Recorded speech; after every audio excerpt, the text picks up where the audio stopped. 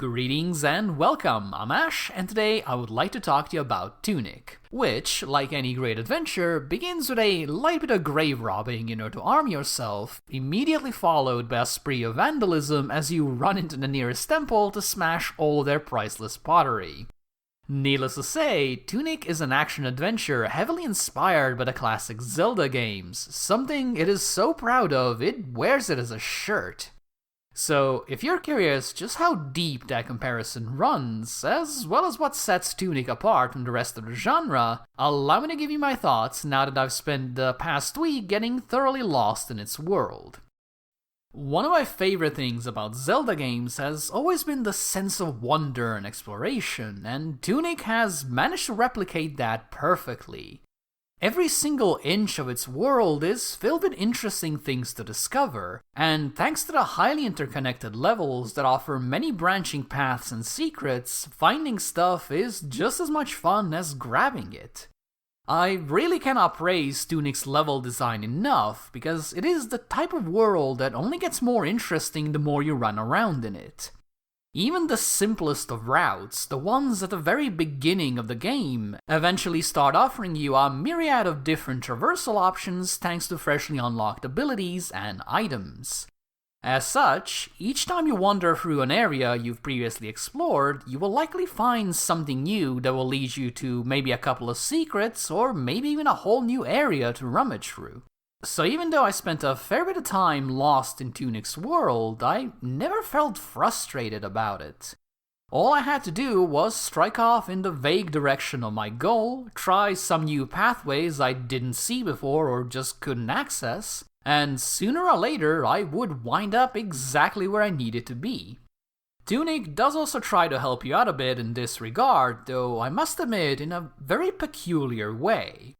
By finding floating pages scattered throughout the world, you will unlock pieces of the in-game manual, which contains everything from cryptic clues on where to go next to handy maps of areas you might want to comb through. These pages are carefully placed so you'll only ever really get the relevant bits at the time you need them, so it is less of an actual guide and more of a sort of weird hint book. When it comes to the secrets, it doesn't matter if we're talking about a suspicious set of shrubbery or even a path that seems to lead directly into a wall. If you encounter anything out of the ordinary in Tunic, it is almost guaranteed to be a hint that you should pay close attention to. Some of these secrets are fairly easy to find and mostly serve to keep you supplied with items, while others are so deviously concealed that I had to put in some serious effort into sniffing them out. So, as someone that loves to diligently explore every single part of every single level, Tunic and its myriad of optional routes, fake-outs, and ridiculously well-hidden secrets was honestly a pure delight.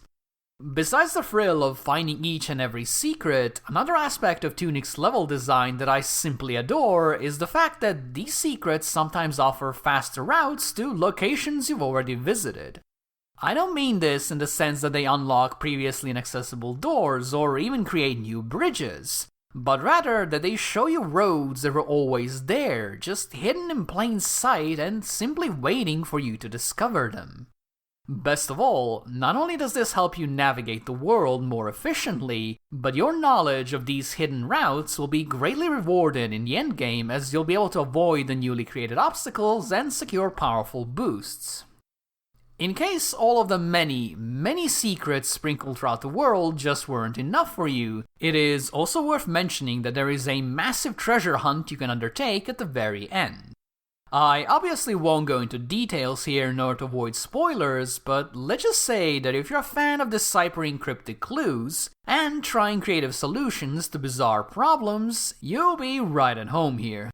Now, it is worth mentioning that all of this is completely optional, and while it does lead into an alternate ending, it is not something you need to do in order to have a good time with Tunic.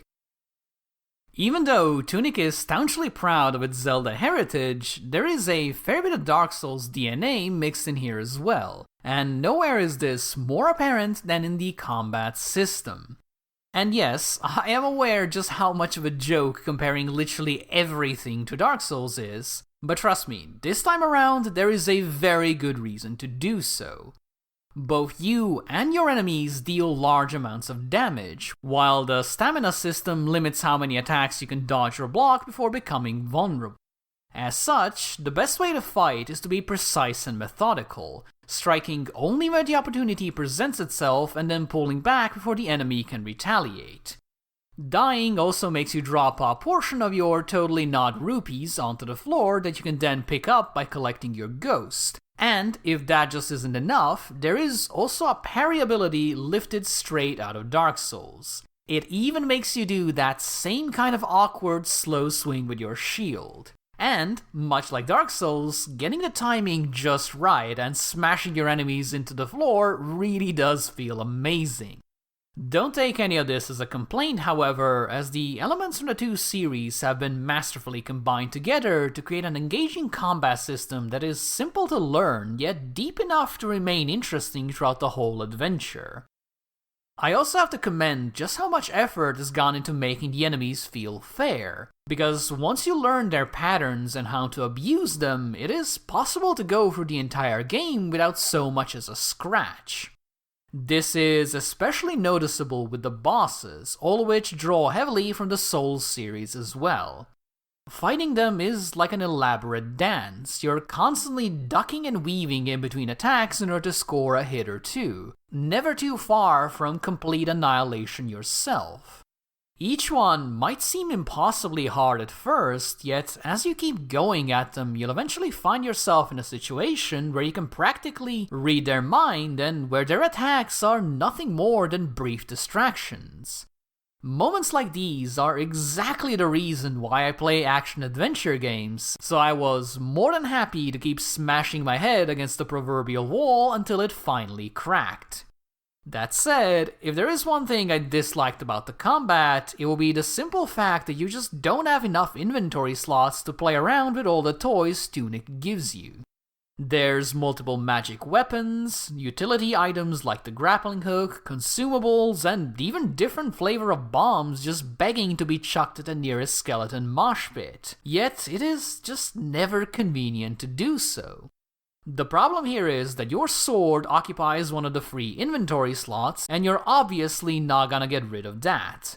Then the second slot is most likely going to be used for the grappling hook, since it is an integral part of navigating the world, and it is also highly useful in combat. This then leaves you in an awkward situation where you have only one measly open slot for over a dozen items, which is just nowhere near enough. So as much as I am aware this is a standard for the genre, I can't help but feel like a lot of Tunic's fun little side items are simply left to rot, since swapping things around is pretty much impossible in the middle of battle. While the whole problem with the items is somewhat annoying, it is honestly very hard to stay that angry at Tunic because it is just adorable from start to finish. It doesn't matter if you're sneaking around through a long overgrown fortress or jumping from stone to stone on the sandy beach. Tunic's world and its characters are just practically oozing with charm. The art style is intentionally simplistic, with most of the objects and enemies being made out of straight lines and geometric shapes, with just enough detail to make each one stand out without ruining the whole aesthetic. Combine that with a relaxing and highly atmospheric soundtrack, and you've got yourself an adventure that is very easy to sink a lot of time into without even realizing. That said, not all of Tunic is cheerful, though it is not the wretched swamps or the forsaken graveyards that gave me the fright of my life. Instead, it was the item shop. Instead of having a friendly villager offer you goodies in exchange for gold you find throughout the world, Tunic has a gigantic skeletal demon burst forth from the unending void in order to drag you into the depths. Or perhaps just offer a great deal in potions. If this is some sort of negotiation tactic, I must admit it is quite an effective one, as I wasn't particularly inclined to haggle after witnessing all of that. Either way, it certainly made for a memorable moment. The only area where Tunic's visuals disappoint is with the overly aggressive use of the depth of field effect. One part of it heavily blurs out objects on different elevations, and the other slightly blurs elements in the distance, with the combined effect mostly just making me feel like I'm going both blind and crazy at the same time. Thankfully, it is possible to remove it entirely, and in all honesty, I would highly recommend you do so. After all, Tunic is far too charming of a game to cover half of its visuals in virtual Vaseline. In terms of performance, I'm happy to say that Tunic ran without a hitch for me. It didn't matter if I was fighting a single enemy or running around in a blind panic from 20 skeletons. The performance remained rock solid regardless. I also didn't have any trouble with bugs for the first 90% of my playthrough, though that did change slightly once the teleport dash ability got introduced. As it turns out, rapidly teleporting in random directions and onto scenery makes the physics engine very, very upset. All of that was just a fairly minor inconvenience, however, and did very little to distract from just how polished Tunic truly is.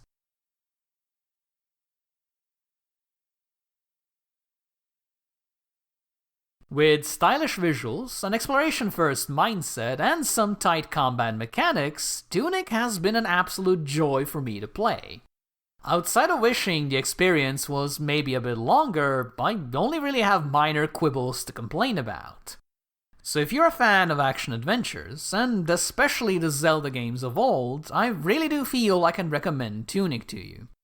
Just don't go into it expecting a revolution, because it is more of a compilation of all the best parts of the genre rather than something entirely new. Either way, it is good fun. Thank you guys for watching, and if you enjoyed this, or even if you didn't, please do let me know. If you would like to see more, make sure to subscribe, hit the stupid bell, pet your fox, and do whatever other nonsense you gotta do these days. Thank you again for watching, and I hope to see you soon. Bye bye!